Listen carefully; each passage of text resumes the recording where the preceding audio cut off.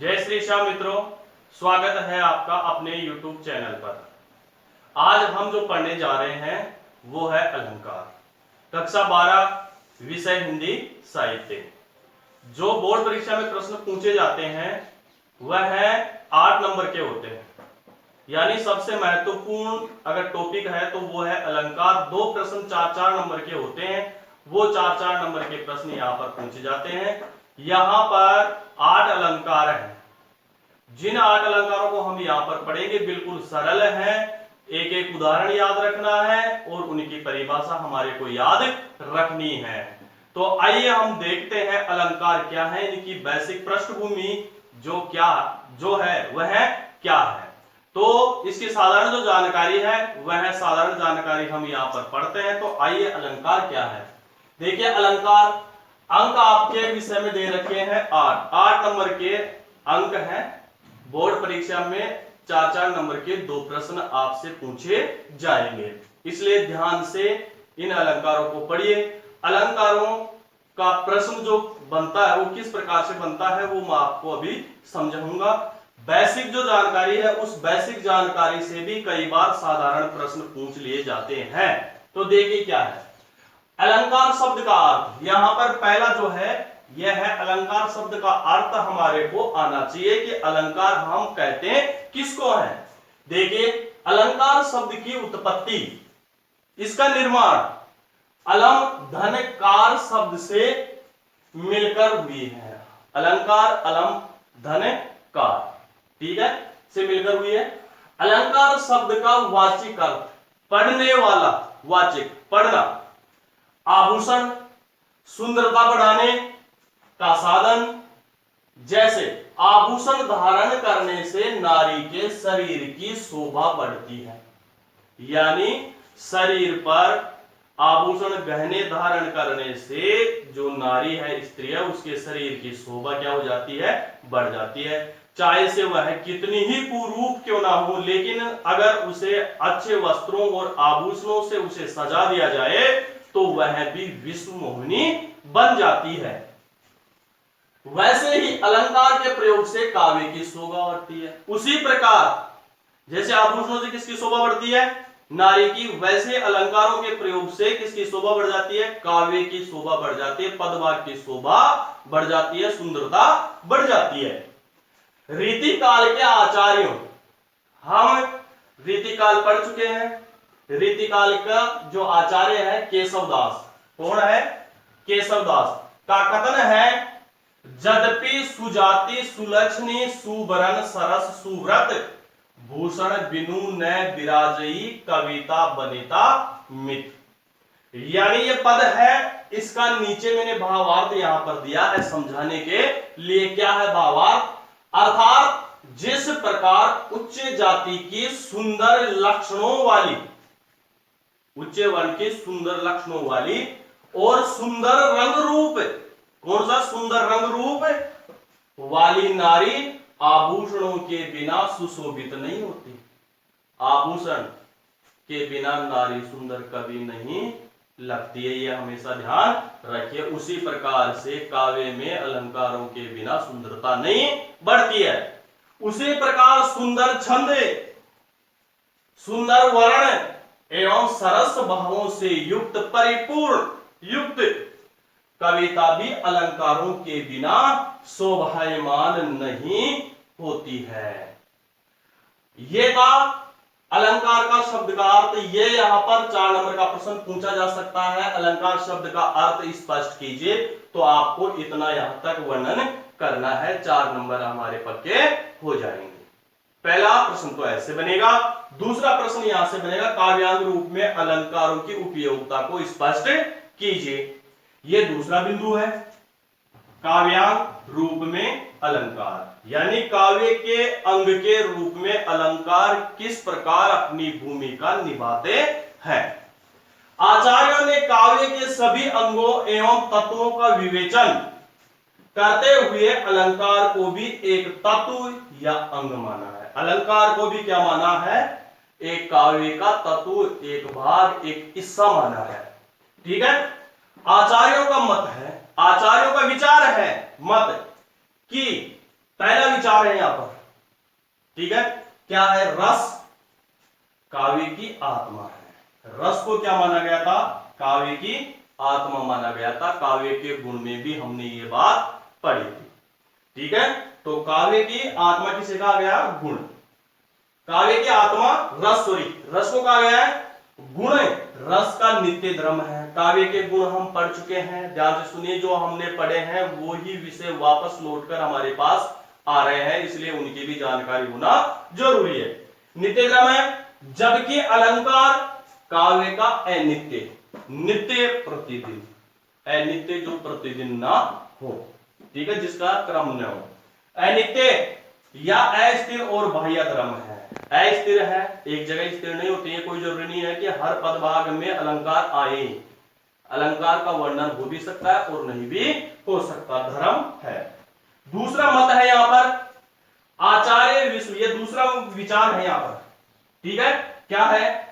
आचार्य विश्वनाथ के अनुसार काव्य में अलंकार शब्द एवं अर्थ के द्वारा भावों और रसों का उत्कर्ष बढ़ाते हैं। भाव होते हैं और रस होते हैं, उनका क्या बढ़ाते हैं? उत्कर्ष बढ़ाते हैं, उनको आगे की ओर बढ़ाते हैं, उनमें एक अलग ही पहचान हुआ है बनाते हैं। परंतु काव्य के अस्थिर धर्म है, लेकिन ये काव्य के अस्थिर क्या है? धर्म है। अब आगे जो तीसरा है वो आगे हम यहां पर पढ़ते हैं, तो आइए पढ़ते हैं। देखिए तीसरी जो विशेषता है वो क्या है? अलंकार इसलिए अस्थिर धर्म है, ठीक है। कैसे? कि इनके बिना भी उत्तम अच्छी श्रेणी की कविता हो सकती है। इनके अलंकारों के प्रयोग के बिना अच्छी कविता का निर्माण किया जा सकता है। ये कोई जरूरी नहीं है कि हर पद भाग में अलंकार हो, कविता में अलंकार हो। कहीं पर अलंकार होते हुए भी कविता का वैसा सौंदर्य, सौंदर्य में सुंदरता नहीं उभर पाता। सौंदर्य है वह नहीं उभर पाता है, सौंदर्य मतलब सुंदरता। अतः अनिवार्य सौंदर्य वर्धक तत्व नहीं है, सुंदरता को बढ़ाने वाले तत्व नहीं है, ठीक है। अब है इसके लक्षण एवं परिभाषा। लक्षण क्या है और इसकी परिभाषा क्या है? अलग अलग आचार्यों ने अलग अलग प्रकार से जो हमारे अलंकार हैं उन अलंकारों को समझाने का यहां पर प्रयत्न किया है। क्या है? देखिए, संस्कृत के सभी आचार्यों ने अलंकार का लक्षण, विशेषताएं एवं स्वरूप आदि का स्वाभिमत, स्वाभाविक मत से, ठीक है, व्यक्त किए हैं।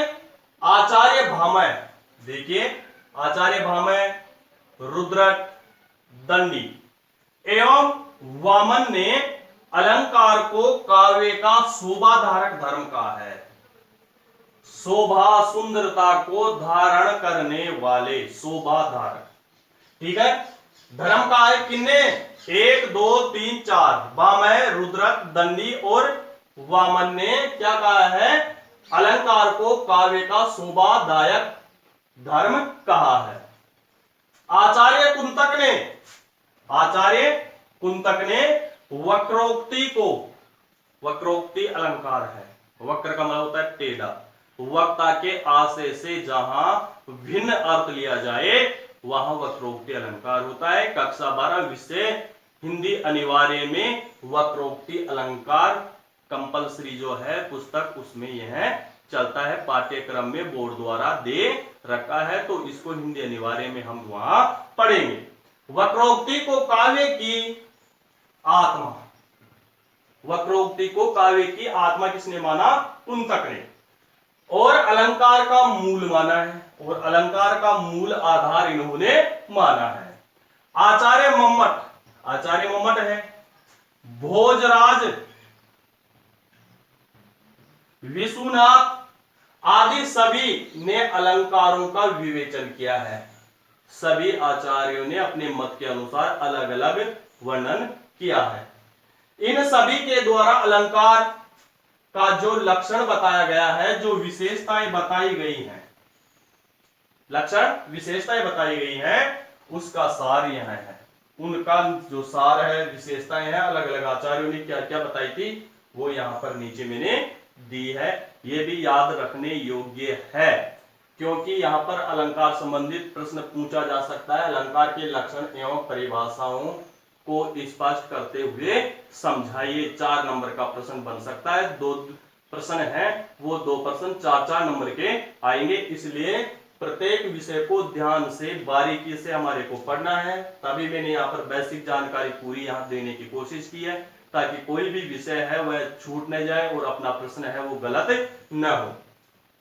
क्या है, कथन के असाधारण या चमत्कार पूर्ण प्रकारों को अलंकार कहते हैं। यानी जो कथन है, वाक्य है, उसमें चमत्कार पूर्ण प्रकारों को क्या कहते हैं, अलंकार कहते हैं। काव्य में शब्द और अर्थ, जहां शब्दों में चमत्कार होता है उसे क्या कहते हैं, शब्दालंकार। जहां अर्थ द्वारा चमत्कार उत्पन्न होता है उसे क्या कहते हैं, अर्थालंकार कहते हैं। ठीक है, शब्द और अर्थ का विचित्र अलंकार है, अलग अलग है। काव्य की शोभा सुंदरता बढ़ाने वाले धर्मों या तत्वों को अलंकार कहते हैं। ये ऊपर हम कई बार साधारण जानकारी में पढ़ भी चुके हैं। काव्य के शोभादायक तत्व तथा रस के अस्थिर या अनित्य धर्मों को अलंकार कहा जाता है। काव्य के शोभादायक, सुंदरता बढ़ाने वाले तत्व जो हैं वो, और रस के अस्थिर, जो स्थिर नहीं होते हैं पदभाग में, ये कोई जरूरी नहीं, पहले बता दिया था कि पदभाग में यह है स्थिर होते हैं या नहीं होते हैं। अनित्य धर्मों को अलंकार कहा जाता है। अलंकार काव्य में शोभा उत्पन्न न करके, सुंदरता उत्पन्न न करके उसकी वर्तमान शोभा को बढ़ाते हैं तथा स्वाभाविक सुंदर कविता, कामिनी औरत के लिए लिया गया, के लिए अलंकारों की जरूरत नहीं पड़ती है। यानी अलंकार काव्य में शोभा उत्पन्न न करके उसकी वर्तमान शोभा को बढ़ाते हैं। क्या करते हैं, वर्तमान शोभा को बढ़ाते हैं तथा स्वाभाविक सुंदर कविता, कामिनी के लिए, औरत के लिए अलंकारों की जरूरत नहीं पड़ती। इस प्रकार से हमने लक्षण एवं परिभाषाएं पढ़ी है। अब आगे है वो हम आगे यहाँ पर पढ़ते हैं। देखिए क्या है, अलंकार के प्रकार। अलंकार कितने प्रकार के होते हैं वो यहां पर हम देखते हैं। काव्य का शरीर शब्द। अब देखिए काव्य के शरीर की बात कर रहा है यहां पर। शब्द एवं अर्थ से निर्मित होता है, निर्मित का मतलब बनता है। ठीक है, शब्दार्थो शरीर कावस्य, शब्दार्थो शरीर कावस्य, यानी काव्य का शरीर शब्द और अर्थ से क्या होता है, निर्मित होता है। शब्द और अर्थ के द्वारा ही काव्य सौंदर्य की वृद्धि होती है। काव्य की जो सुंदरता है उस सुंदरता की क्या हो जाती है, वृद्धि हो जाती है। अतएव अलंकार में प्रमुखतया 2 प्रकार के माने जाते हैं, शब्दालंकार, अर्थालंकार। एक बात और बता देता हूं, तीसरा प्रकार का अलंकार और माना जाता है उभयालंकार। उभय का मतलब होता है दोनों।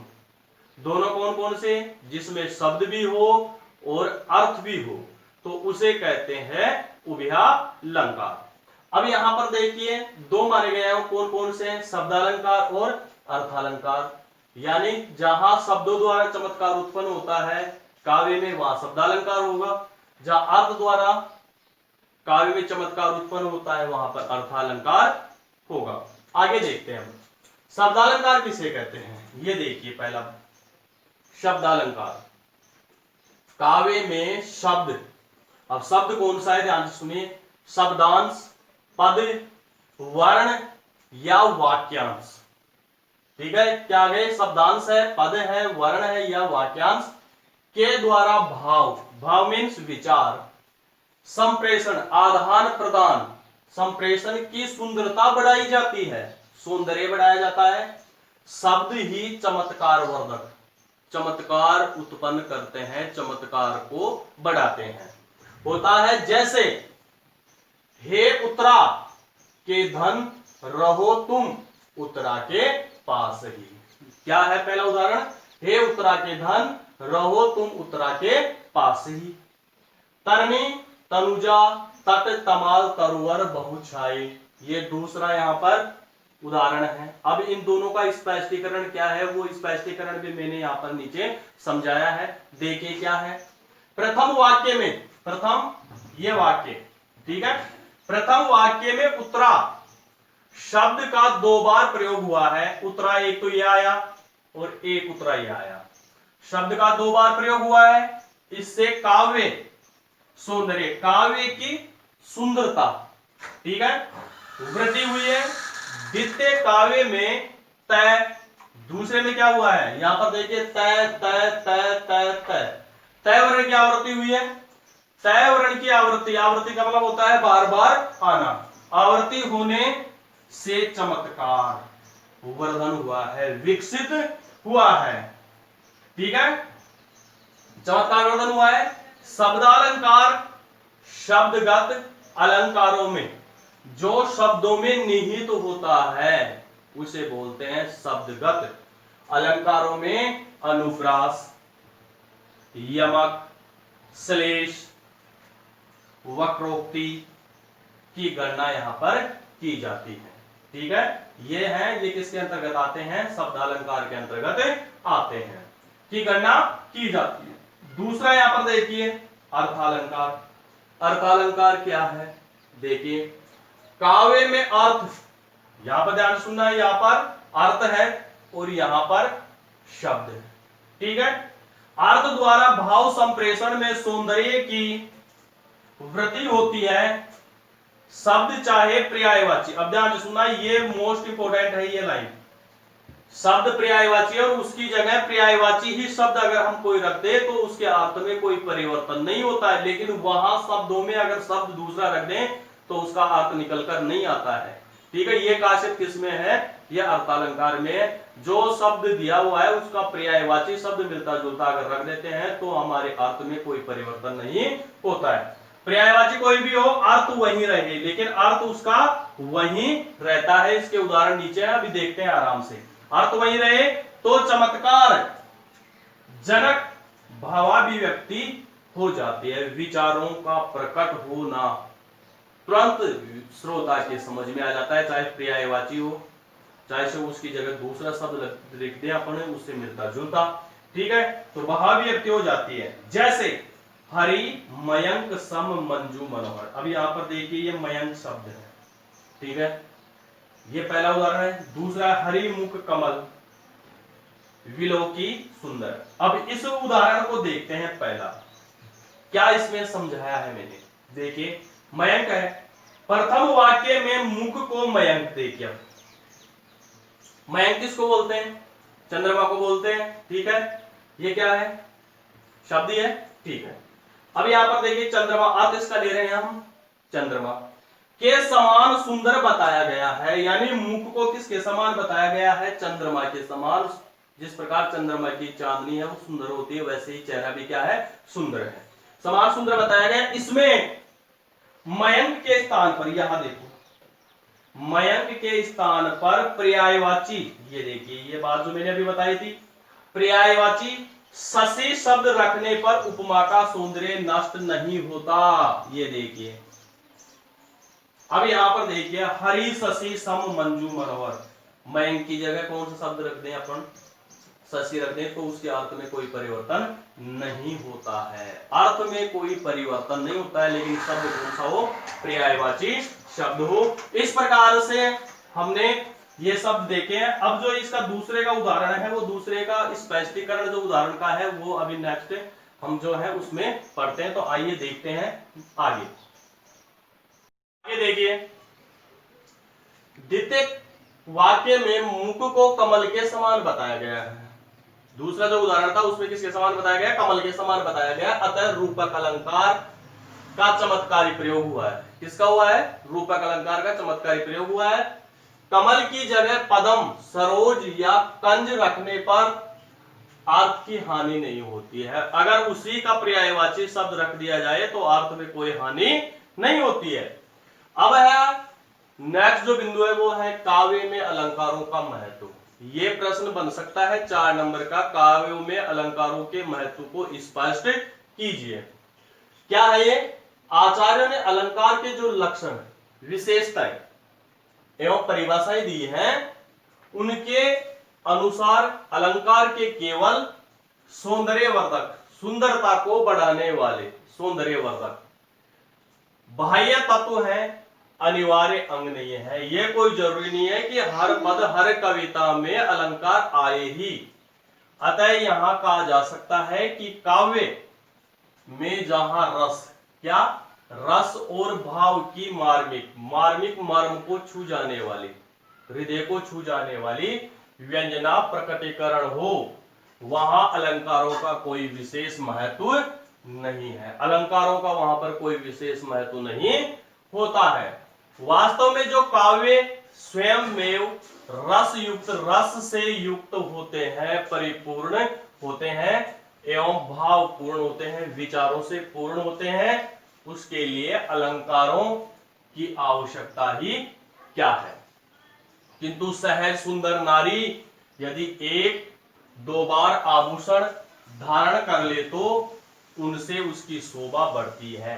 अगर सुंदर नारी है, वह 1-2 आभूषण धारण कर लेती है तो क्या हो जाती है, उसकी सुंदरता बढ़ जाती है। उसी प्रकार से काव्य कविता में अलंकारों का प्रयोग होता है तो उसका सौंदर्य बढ़ जाता है। इस तरह है जो अलंकार कविता में बिना प्रयास किए स्वतः आ जाते हैं तो सौंदर्यवर्धक होने से सहज लगते हैं, सरल लगते हैं।